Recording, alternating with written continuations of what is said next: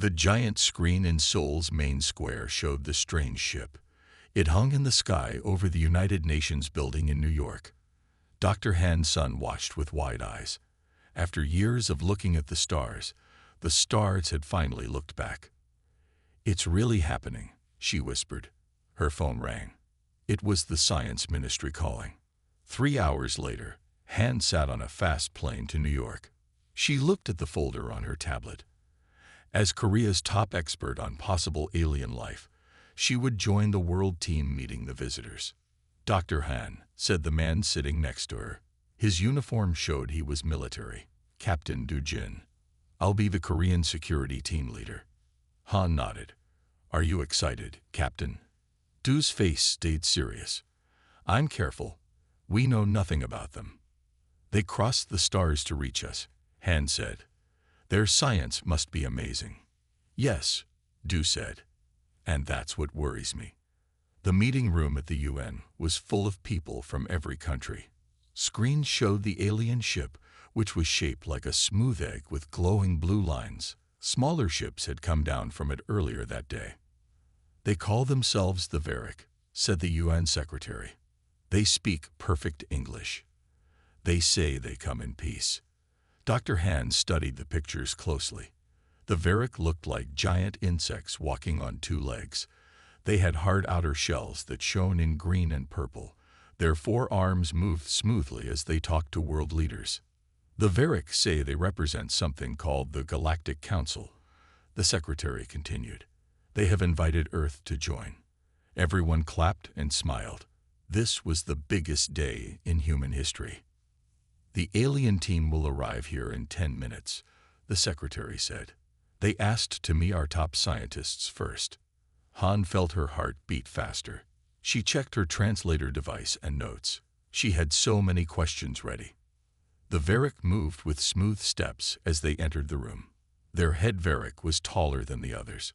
2 round eyes on stalks looked around the room. "I am Overseer Vex," the tall Varric said. Its voice sounded almost musical.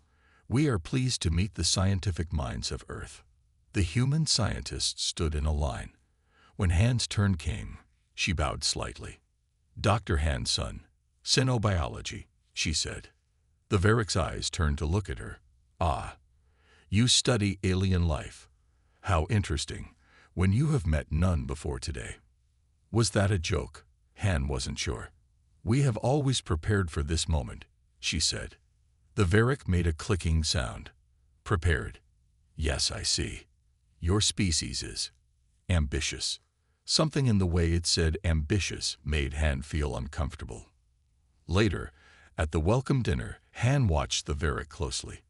They didn't eat human food but brought their own blue cubes that they dissolved in water. They talked easily with world leaders, offering to share knowledge and technology. "They say they can help us cure diseases," a scientist from Brazil told Han excitedly. "And their ships use energy we've never seen before." Han nodded, but she noticed Captain Do standing against the wall, watching everything. She walked over to him. "You're still worried," she said. Do kept his eyes on the aliens. "Did you notice? They keep calling us developing and young species." One of them patted the U.S. president on the head like a child. Han frowned. "Maybe it's just their way." "Maybe," Do said. "But I've seen that look before. When rich nations talk to poor ones. When generals look at new soldiers." He turned to Han. "They think we're harmless, Dr. Han. Cute, even. Like pets." Han watched as Overseer Vex showed a group of scientists a small device that floated above his hand. The humans gasped in wonder. "If you're right," she said, "we should be careful what we agree to." "Yes," Du said quietly. "Because in my experience, those who think others are harmless."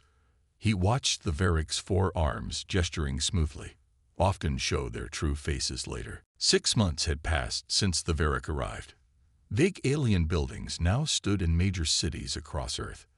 The tallest one was in Seoul, where Dr. Han's son worked in the new Human Varric Science Center. Han looked through her microscope at the strange metal sample the Varric had given her team. It changed color when electricity passed through it. They said humans could use it to make better computers, but they wouldn't explain how it worked. More gifts that we don't understand, she said to herself. The door opened. Engineer Kim Ta walked in, looking tired. He had been working day and night to connect human computers with Varick systems. Any luck? Han asked. Kim rubbed his eyes. Yes and no. I can make our systems talk to theirs, but I feel like they only let us see what they want us to see. Han nodded.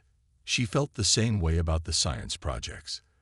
The Varick shared amazing things, but always held back the most important parts. Have you seen the news? Kim asked. Earth is joining the Galactic Council today. Han turned on the screen in her lab. The ceremony was happening in New York. Leaders from all countries stood with the Varick. Overseer Vex was speaking. We welcome Earth as a protected species, Vex said. As a Level 2 civilization, you will enjoy the benefits of galactic knowledge while growing under our guidance. The Earth leaders clapped, but Han frowned. Protected species. Level 2. What does that mean? Kim's face was serious. It means we're not equals. We're like children to them. Captain Du Jin, now General Du, sat in a meeting room with military leaders from around the world. The Varick had called this meeting. A Varick official stood at the front of the room. The Council has approved limited resource collection from your planet, it said. We will need access to these areas. A map showed dots across Earth, in oceans, forests, and mountains. What exactly will you be taking? Asked an American general. Materials not important to your development, the Varick said. The agreement has already been signed by your world leaders. Du felt anger rising in him. No one had asked the military about this. And if there are people living in these areas? He asked. The Varick's eye stalks turned to him. They will be moved, with fair payment. This is standard procedure for Level 2 worlds. After the meeting, Du met with his trusted team. I don't like how this is going, he said. Check these areas they want. Find out what's really there. In her lab late that night, Han made a surprising discovery. She had been studying how Varick medicine affected human cells. Under her microscope, she saw something strange. The Varick drugs were collecting human DNA. Why would they need our genetic material? She wondered. The lab door opened suddenly. Han quickly changed her screen. A Varick scientist came in. Working late, Dr. Han? It asked. Just finishing some tests, she said with a smile. Your species is very eager, the Varick said. Most Level 2s are happy to simply receive our gifts. After the Varick left, Han called General Du on a secure line. We need to talk, she said. Not here. Not on any line the Varick might hear. They met at an old temple in the mountains outside Seoul. Du brought Kim with him. The night was cold and quiet. The Varick are collecting human DNA samples, Han told them. And not just for study. They're storing large amounts. Du nodded. We found something too. Those areas they want for resources. They're all places with unique materials or life forms. They're taking Earth's most valuable things. Kim looked worried. What do we do? No one will listen. Everyone loves the Varick and their gifts. We prepare, Du said firmly. I've been quietly moving some military supplies to hidden locations and recruiting people who share our concerns. You think they'll turn on us? Han asked. Du looked up at the stars. I think this partnership is not what it seems, and when the Varick show their true plan, we need to be ready. Han thought about the condescending way the Varick scientists treated her team. They think we're simple, she said. Too harmless to be a threat. Then that's our advantage, Du said. Let them think that. For now. 1 year after the Varick first landed on Earth, everything changed. The days started like any other. People went to work. Children went to school. The alien towers in each major city glowed blue as usual. Then, at exactly noon, all screens on Earth showed the same message. Overseer Vex, his green shell now decorated with gold marks. "People of Earth," the Varick leader said, "the assessment period is complete. Your world is now officially a resource colony of the Galactic Council." In the science lab, Dr. Han dropped her coffee cup. It smashed on the floor, but she barely noticed. "What is a resource colony?" asked a scientist next to her. On the screen, Vex continued. "All humans must report to habitation zones within 7 days. Maps are being sent to your devices. Those who cooperate will be treated well. Those who resist," the Varick's eye stalks twitched, "will be removed." Alarms began to sound across the city. Han ran to the window. Giant doors were opening on the sides of the Varick Tower. Hundreds of smaller ships flew out. Her phone rang. It was General Du. "Get out now," he said. "Meet at backup location 3. Bring Kim if you can find him." General Du watched from an underground command center as the world's armies tried to fight back. It was no use. The Varick weapons easily destroyed tanks and planes. Blue beams from the alien towers shut down power in entire cities. The world leaders who had welcomed the Varick were the first to be taken. On screens around the room, Du saw the American president, the Chinese premier, and others being led into Varick ships. "Sir," said a young officer, "we're losing all communication with military bases worldwide." Du nodded. He had expected this. Switched to the backup system. Hours earlier, Du had ordered his most trusted teams to set up old-style radio equipment in hidden locations. The Varick could block modern signals, but these simple radios still worked. "This is Thunder Center," Du said into the radio. "Any Earth forces, respond." Static filled the room. Then a voice. "This is European Command. We've gone underground. Most of our forces are gone." More voices joined from around the world. Small groups of soldiers and leaders who had escaped the first attack. Not much, but something. "Listen carefully," Du said. "This is not a war we can win with normal fighting. We need to disappear and regroup." Han and Kim ran through the chaotic streets of Seoul. People were panicking, trying to grab food and supplies. Varick ships flew overhead, using blue light beams to round up crowds. "This way," Kim said, pulling Han down a side street. They reached an old subway tunnel that had been closed for years. Inside, they found other people who worked at the Science Center. Park, the linguistics professor who had been studying Varick language, was there with a small group. "Du sent me to get you," Park said. "We have transport waiting 2 levels down." They walked through dark tunnels until they reached an old maintenance area. A military truck was parked there, with soldiers guarding it. "Where are we going?" Han asked as they climbed in. "Somewhere the Varick won't look," Park said. "A place General Du prepared months ago. He calls it Cornerstone." The truck drove all night, taking back roads into the mountains. Han saw Varick ships in the distance, their lights sweeping across towns and villages. By morning, they reached what looked like an abandoned mine entrance. Inside, the old mine opened into a massive cave system. Military equipment, food supplies, and research stations filled the space. Hundreds of people were already there. Soldiers, scientists, doctors, and others who had been secretly recruited. General Du stood in the center, looking at maps and screens.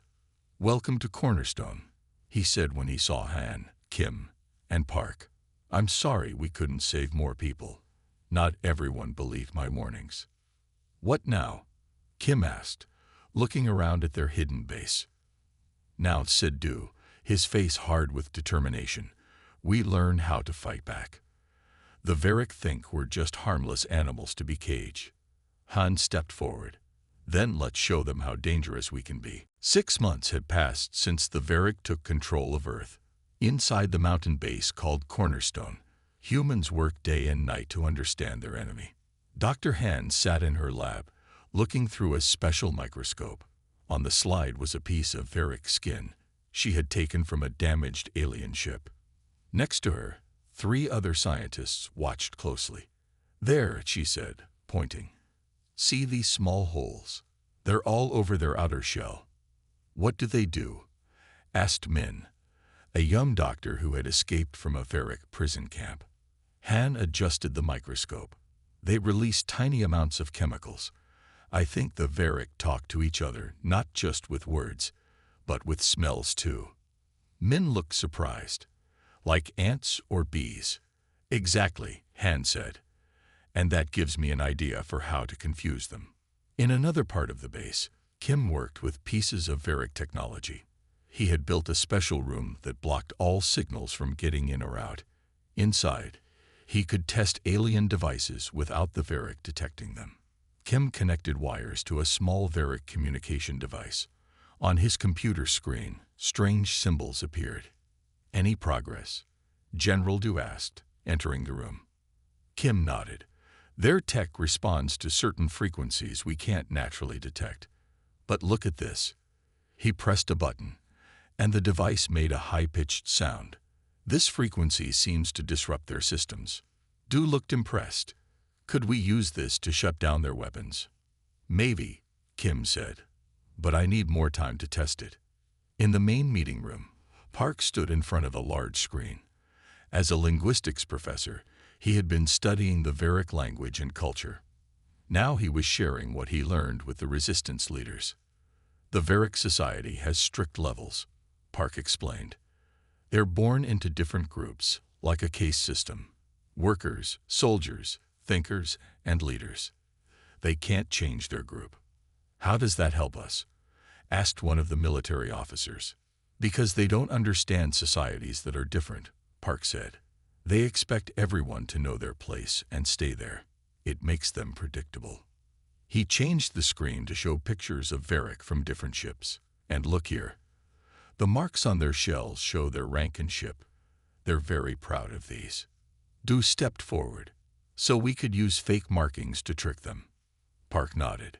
Yes, but there's something else even more important that I found. He showed a video of Varric soldiers capturing small earth animals. Notice how they handle these creatures. No caution at all. Han, who had just entered the room, moved closer to the screen. They're not afraid of them. Exactly, Park said.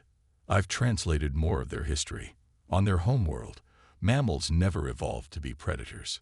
To them, creatures like us, mammals, are naturally harmless.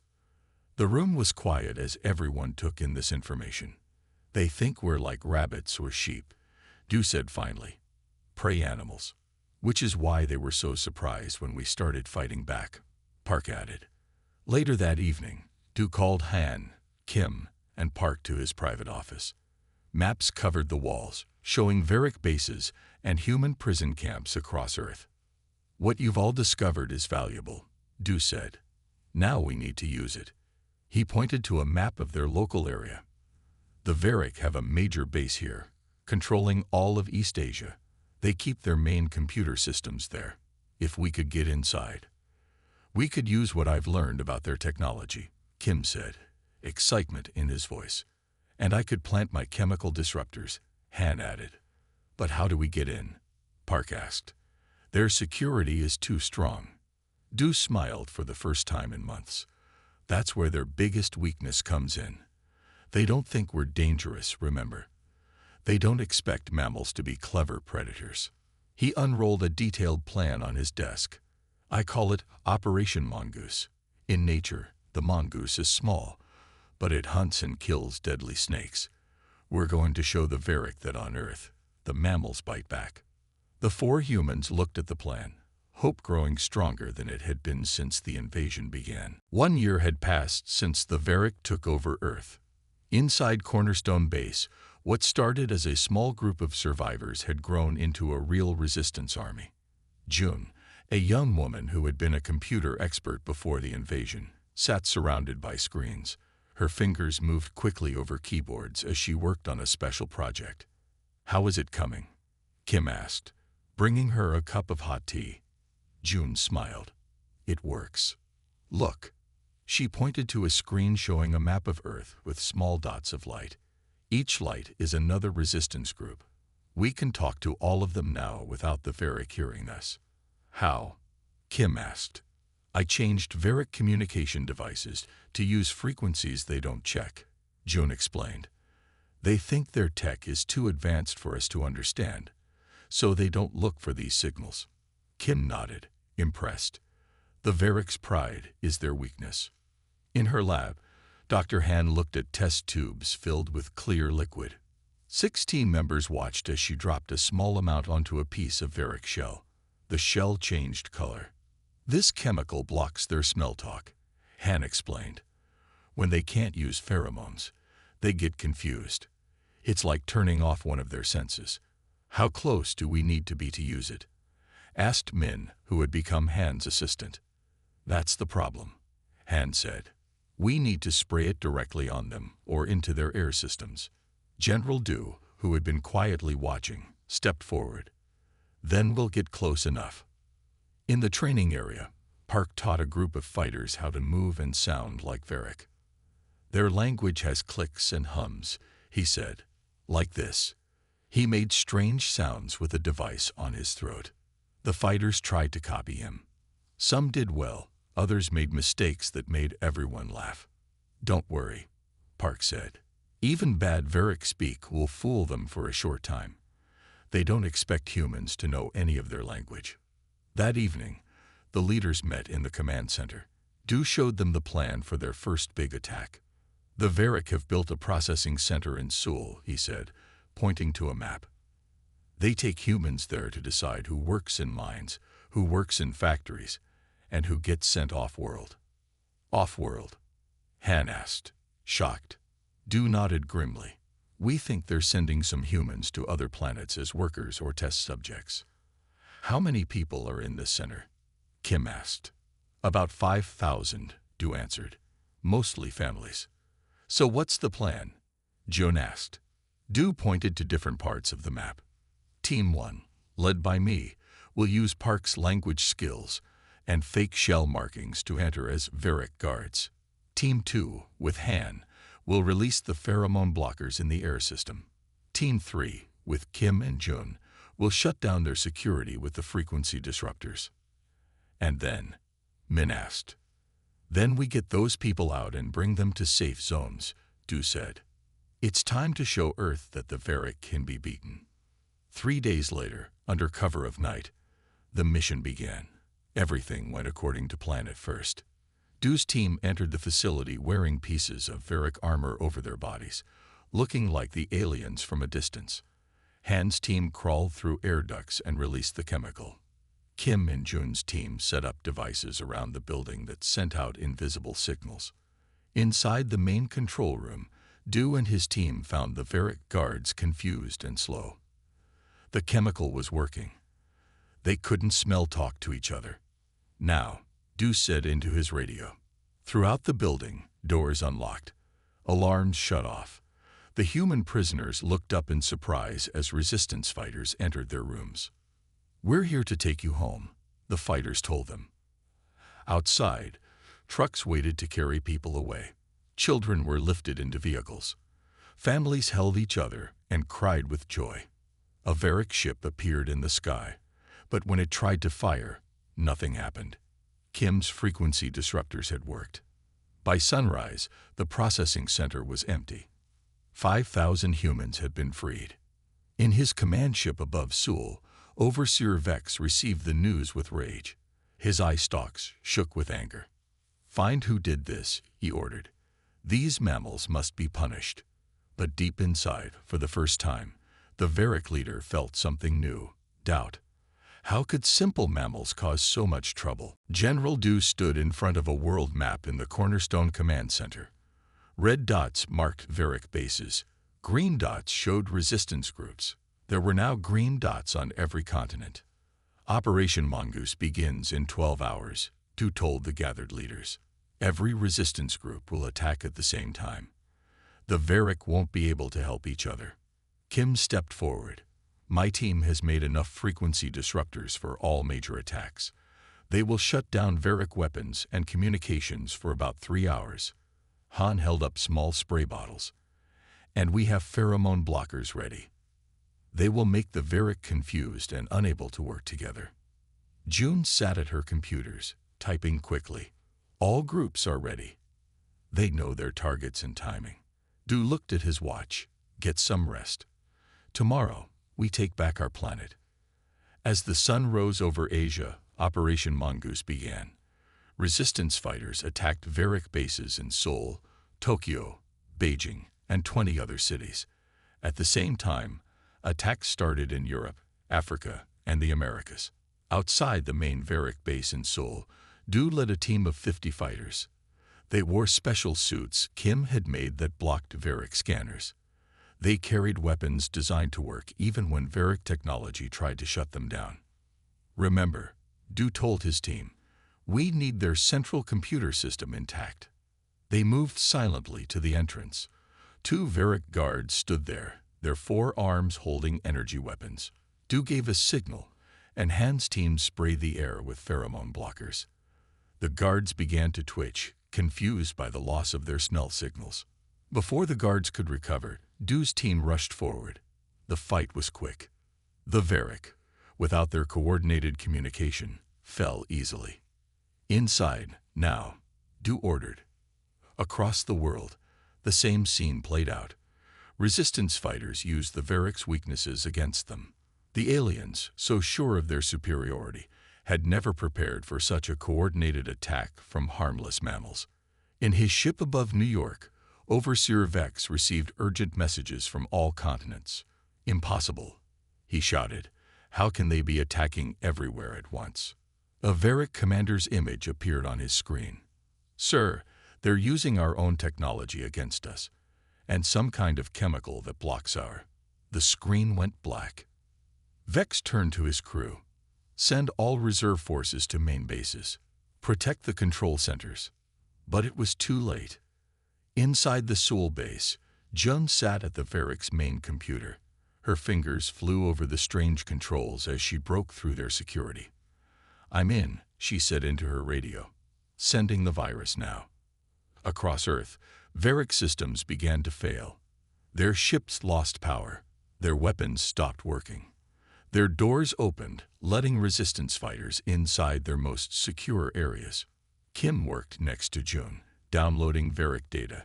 This is amazing, he said. Their whole network is connected. By breaking into one base, we've broken into all of them. Park had a different job. Using the Varric's own communication system, he broadcast a message in their language to all their ships and bases. The message was carefully designed to cause confusion between different Varric castes. Your leaders have failed, the message said. Worker caste must take control for survival. Military caste cannot be trusted. To the military caste, he sent, worker caste is sabotaging operations. Leadership caste is fleeing.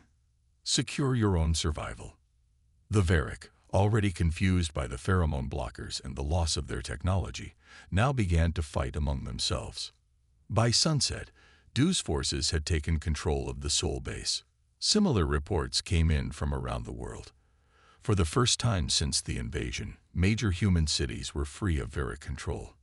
In the base's command center, Du received a transmission from the old United Nations building in New York. Human fighters had taken it back and raised Earth's flag. We did it, Han said, tears in her eyes. No, Du replied. We've only just started. The Varric still have ships in orbit, and Vex will call for help from the Galactic Council. Han looked worried. More Varric will come. Yes, Du said, but now we have some of their technology. And more importantly, we've done what they thought impossible. He smiled grimly. We've shown the galaxy that humans are not harmless. We're dangerous when pushed too far. Outside, humans cheered as Varric ships fell from the sky, disabled by Kim's technology. For the first time in a year, hope spread across the planet. 2 weeks after Operation Mongoose, Earth had changed. Humans controlled many cities again. But in space, trouble was coming. They're here, Jun said, looking at radar screens in Cornerstone Base. Varric ships, hundreds of them. General Du and the other leaders gathered around the screen. The dots showing enemy ships filled the display. Overseer Vex called for help. Du said, "The Galactic Council sent their fleet." "Can we fight that many?" Kim asked, his face worried. Du shook his head. "Not with what we have now." The room grew quiet. After their big victory, was this the end? Dr. Han, who had been working non-stop in her lab, suddenly stood. "I may have something," she said. "Come with me." In her lab, Han showed them glass containers filled with a cloudy liquid. "What is it?" Du asked. "Remember how I said different planets have different life forms?" Han explained. "The Varric evolved on a world very different from Earth. Our bacteria are new to them." "Bacteria?" Park asked. "You mean germs?" Han nodded. "I found something in our soil bacteria. It doesn't hurt humans at all. But for the Varric." She showed them a sample of Varric tissue that was breaking down. "It attacks their shell material. Not enough to kill them, but enough to make them very sick." "A biological weapon," Du said quietly. "A defense," Han corrected. "They came to our world. These bacteria are just part of Earth. Can we use it in time?" Kim asked. Before Han could answer, alarms sounded throughout the base. On the screens, they saw Varric ships entering Earth's atmosphere. "They found us," Jun said, typing frantically at her computer. "They're coming straight for Cornerstone." Du quickly gave orders. Fighters ran to defensive positions. Families and children moved deeper into the mountain caves. "Get your bacterial agent ready," Du told Han. "Kim, is your project done?" Kim nodded. "Just finished yesterday, but I haven't tested it fully." "No time like now," Du said. "Set it up." Outside, the sky darkened as Varric ships surrounded the mountain. The biggest ship landed, and Overseer Vex stepped out, wearing heavy armor. His once green shell now had red and gold marks of war. "I know you are in there, mammals." Vex's voice boomed through speakers. "Your resistance ends today. The Council has ordered this planet sterilized if you do not surrender immediately." Inside the command center, the humans watched on screens. "Sterilized?" Park asked. "They'll kill everything on Earth," Du explained grimly. "They'd rather destroy the planet than let us win." Han stepped forward. "We have to use my bacteria now. It's our only chance." "Not yet," Du said. "Kim, show them what humans can do first."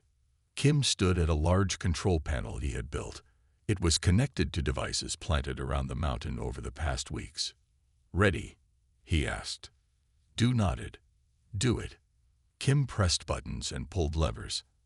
Outside, hidden machines hummed to life. A blue energy field began to form over the mountain, growing larger until it covered the entire area. In his ship, Vex saw the shield and laughed. "Primitive technology. Fire all weapons." The Varric ships fired at the shield, but instead of breaking, the shield absorbed the energy and grew stronger. "Impossible," Vex shouted. Inside, Kim smiled. "It worked. My reverse-engineered shield is taking their own weapon energy and using it to power itself." Du watched the confused Varric ships. "Now we move to Phase 2. June, are you ready?" June sat at another control panel. "Ready, sir." "Launch the strike team," Du ordered. Hidden under the mountain, a small ship rose through a secret tunnel. Du, Han, and a small team of fighters were inside. The ship was made from modified Varric parts, making it look like one of their transport vessels. While the Varric fleet focused on the shield, the small ship slipped past them, heading straight for Vex's command ship. "They're not stopping us," Han said, holding containers of her bacterial agent. "They still don't see us as a real threat," Du said. "That's about to change." The small ship attached itself to an entry port on Vex's massive vessel. Using the confusion of battle, they cut their way inside. "Find the air system," Du told Han. "We need that bacteria in every part of this ship." As alarms sounded around them, the humans moved deeper into the enemy's heart. ready to show the Varric just how dangerous Earth's harmless mammals could be. Inside the giant Varric command ship, General Du and his team moved quickly through narrow halls. 2 Varric guards spotted them, but Han sprayed them with her bacteria solution. The aliens fell back, their shells already starting to soften. "This way," Du said, following the map Jun had made from stolen Varric data. "The main air system should be 1 level up." They climbed through service tunnels, avoiding most guards. In some parts of the ship, they saw Varric already fighting each other. Park's messages causing division between castes were still working. Finally, they'd reached a large room filled with humming machines. Wind blew through huge pipes. "This is it," Han said. "The central air system." She took out her containers of bacteria. "Once I put this in, it will spread through the whole ship." As Han worked, the door slid open. Overseer Vex stood there, his tall form filling the doorway. 4 armed guards stood behind him. "So this is the mammal who causes so much trouble," Vex said, looking at Du. "I should have killed all of you when we first arrived." Du stepped forward, placing himself between Vex and Han. "You made a mistake, Vex. You thought we were harmless." "A mistake I will fix today," Vex said. He raised his weapon. Back at Cornerstone, Kim and Jun watched the battle on their screens. The shield was holding, but enemy ships kept firing. "Du's team must have made it inside," Kim said. "Look how confused the Varric ships are. They're not attacking together anymore." Jun pointed to another screen. "And our forces around the world are fighting back. The Varric are losing ground everywhere." Suddenly, all the Varric ships stopped firing. "What's happening?" Jun asked. On their main screen, a new message appeared. It was a video feed from inside the Varric command ship. Du stood face to face with Overseer Vex. Around them, Varric guards were on their knees, their shells showing signs of the bacteria's effect. Vex himself was standing, but his shell had begun to crack in places. "What have you done to my ship?" he demanded. "Showed you that Earth fights back," Du said. "The bacteria is spreading through your entire fleet now. It won't kill you, but it makes you weak. Too weak to fight."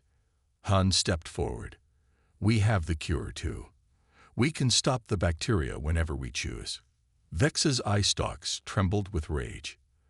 "The Council will send more ships. We will burn your world to nothing." "No," Du said calmly. "Because you're going to tell them that would be a mistake." He held up a small device. "This broadcasts to every Varric ship and back to your council. They're watching right now." Vex looked at the device, then at his suffering crew. For the first time, the Varric leader showed fear. "What do you want, human?" he asked. "Peace," Du said. "As equals." 3 months later, Han stood in a large hall in the rebuilt United Nations building in New York. Representatives from Earth stood on one side.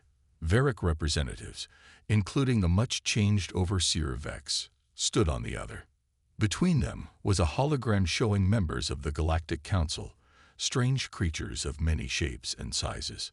"The Council recognizes Earth as a full-member world," announced a large floating creature, "with all rights and protections." People around the world watched on screens and cheered. After so much fighting, Earth had won its place among the stars. Later, at a celebration dinner, Du, Han, Kim, Park, and Jun sat together. "I can't believe we're going to have our own ships to explore space," Jun said excitedly. "And access to all that knowledge," Park added. Han looked at a group of Varric talking with human scientists nearby. The aliens moved carefully, still unsure around humans. "What changed their minds?" Han asked Du. "Why did the Council agree to make us full members instead of just a colony?" "Fear," Du said simply. News spread quickly. The primitive mammal species defeated the mighty Varric. Other planets under Varric control started their own rebellions.